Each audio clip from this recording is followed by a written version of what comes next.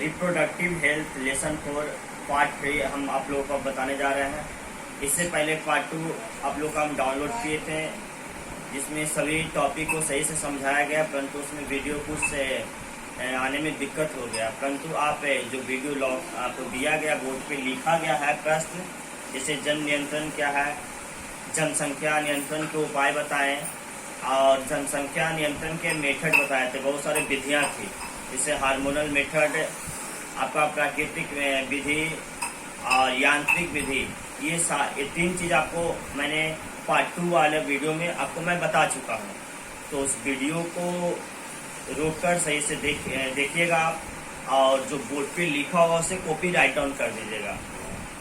तो हम लोग बात कर रहे थे मेथड के बारे में, जनसंख्या नियंत्रण के उपाय, कैसे हम लोग जनसंख्या नियंत्रण करें। इसमें हमने आपको बताया था कि प्राकृतिक विधि क्या है, हार्मोनल विधि क्या है और सर्जिकल विधि के बारे में बताए थे।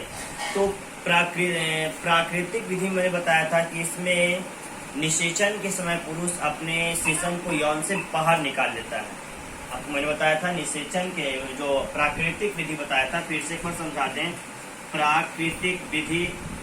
प्राकृतिक विधि में बताया गया था, इसमें निषेचन के समय, जैसे कि मान लीजिए कि ये नर है और ये क्या है, मादा है। अब इसमें ये है ना, निषेचन की क्रिया हो रही है। ये मान लीजिए कि शिशन है और ये मान लीजिए कि यौन है। अब इसमें निषेचन की क्रिया संपन्न हो रही है, तो इससे जो शिशन से जो वीर्य है ना बाहर ड्रॉप होगा, तो निकलेगा, उसको है ना इससे यौन से बाहर निकाल लिया जाता है, जिससे कि जन्य शुक्राणु अंडाणु का संपर्क नहीं होता है। तो इस विधि को हम लोग प्राकृतिक विधि मतलब नेचुरल मेथड कहते हैं। इससे पहले मैंने बताया हार्मोनल मेथड बताए थे। हार्मोनल मेथड, तो हार्मोनल मेथड में मैंने बताया था कि जिसमें विभिन्न प्रकार की दवाइयों का प्रयोग किया जाता है। गर्भ निरोधक दवाइयां का प्रयोग करती है।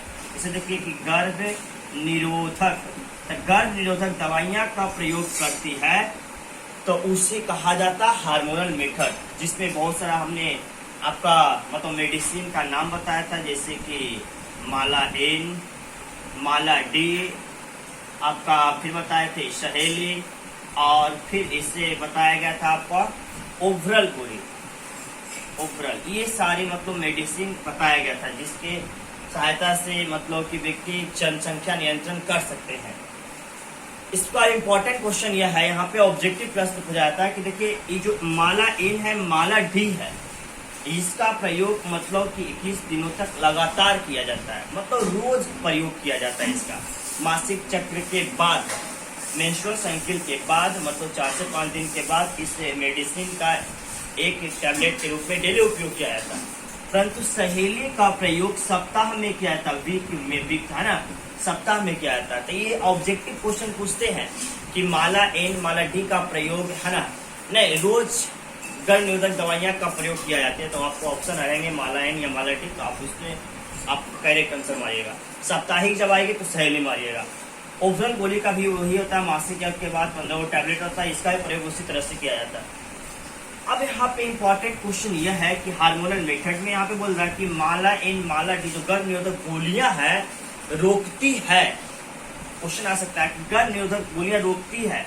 क्वेश्चन दे सकता है आपको कि अंडोत्सर्ग को रोकती है, आपको क्वेश्चन दे सकता है कि निषेचन को रोकती है, आपको क्वेश्चन दे सकता है कि रोपण को देती है, और इसमें आंसर दे सकता है आपको इनमें से सभी, इनमें से सभी। ऑब्जेक्टिव क्वेश्चन ये फिर भी आई आपका है, प्रश्न पूछा जाता है, तो ध्यान सुनिएगा। क्वेश्चन यही है कि मतलब कि गर्भ निरोधक गोलियां, गर्भ निरोधक गोलियां रोकती है, गर्भ निरोधक गोलियां रोकती है, गोलियां रोकती है। किसे रोकती है, यहाँ पे ध्यान दीजिएगा, अंडोत्सर्ग या निषेचन, रोपण या इनमें से सभी। तो जो गर्भ निरोधक गोलियां है वो अंडोत्सर्ग को रोकती है, निषेचन को नहीं। तो यहाँ पे जिससे कि अंडोत्सर्ग होता ही नहीं है तो निषेचन नहीं होता है, ठीक है। तो ये आपका है, आपका हार्मोनल मेथड बताए थे। इसके बाद यांत्रिक विधि था, यांत्रिक विधि। आपका हार्मोनल मेथड, प्राकृतिक विधि और तीसरा था यांत्रिक विधि। तो यांत्रिक विधि में मैंने बताया था, यांत्रिक जिसे हम बोलते हैं मैकेनिकल मेथड, इस विधि में विभिन्न प्रकार के है ना मतलब कि बताए थे कि यांत्रिक विधि में होता है। तो यांत्रिक विधि में है ना ये सबसे प्रचलित चीज है जिसका उपयोग पूरा विश्व स्तर पे किया जा रहा है, कॉन्डम। दूसरा कॉपर टी, फिर कॉपर 7 और आपका बताएं कि गर्भ गोलियां में ये हो गया कॉपर टी, कॉपर 7, डायफ्राम, ये सारे चीज का यांत्रिक विधि है। अब यहाँ पे प्रश्न दिया देता है कि यांत्रिक विधि रोकती है अंडोत्सर्ग को, निषेचन को, खीरोपन को, इनमें से सभी। तो ये जो है ये कॉन्डम या आपका कॉपर टी, कॉपर 7 है, ये अंडोत्सर्ग को नहीं रोकती है। अंडोत्सर्ग होता है, ये निषेचन को रोक देते हैं। यहाँ पे आपका आंसर आएगा, तो आप निषेचन में आप करेक्ट आंसर दीजिएगा। तो 3 विधि हम लोग जाने। अब आते हैं चौथा विधि, यहाँ पे देखते हैं सर्जिकल विधि। सर्जिकल विधि वैसा विधि, क्या होता है? वैसा विधि जिसमें जनसंख्या नियंत्रण के लिए शल्य क्रिया द्वारा युग्मकों को रोका जाता है। मतलब युग्मक मतलब कि नर युग्मक को शुक्राणु, मादा युग्मक को अंडाणु कहते हैं। तो ये युग्मकों को रोकने का कार्य करता है, तो इसी क्या कहते हैं? सर्जिकल विधि कहते हैं, सर्जिकल मेथड। मतलब इसमें चिकित्सीय डॉक्टर के द्वारा मतलब नर नसबंदी इसमें और मादा नसबंदी का प्रयोग किया जाता है। तो सर्जिकल विधि यहाँ पे समझेंगे, जैसे कि मैंने पहला समझाया हार्मोनल मेथड, दवाइयाँ का प्रयोग। प्राकृतिक विधि उसमें निषेचन के समय शीशन को आउट कर लिया जाता है। तीसरा आपका यांत्रिक विधि जिसमें condom, copper T, copper 7, diaphragm का प्रयोग किया जाता है। चौथा सर्जिकल विधि वैसा विधि जिसमें जनसंख्या नियंत्रण के लिए शल्य क्रिया द्वारा युग्मकों को रोका जाता है, इसे सर्जिकल विधि कहते हैं। इसमें 2 विधि आते हैं। फर्स्ट देखते हैं नर नसबंदी, क्या है? नर नसबंदी। और सेकंड है मादा नसबंदी। और ऑब्जेक्टिव क्वेश्चन यहाँ पे देखिए, नर नसबंदी को ही वेसेक्टॉमी कहा जाता है। वेसेक्टॉमी कहा जाता है, ये ध्यान दीजिएगा। तो नर नसबंदी को वेसेक्टॉमी कहा जाता है। वेसेक्टॉमी है क्या? वैसा विधि जिसमें शुक्र वाहिकाओं को काट कर गांठ बना दिया जाता है।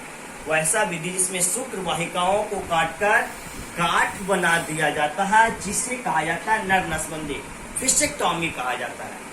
शुक्र वाहिका आप जानते हैं, जो शुक्राणु को ढोने का कार्य करता है उसे शुक्र वाहिका कहते हैं। शुक्राणु को जो ढोने का कार्य करता है उसे क्या कहते हैं?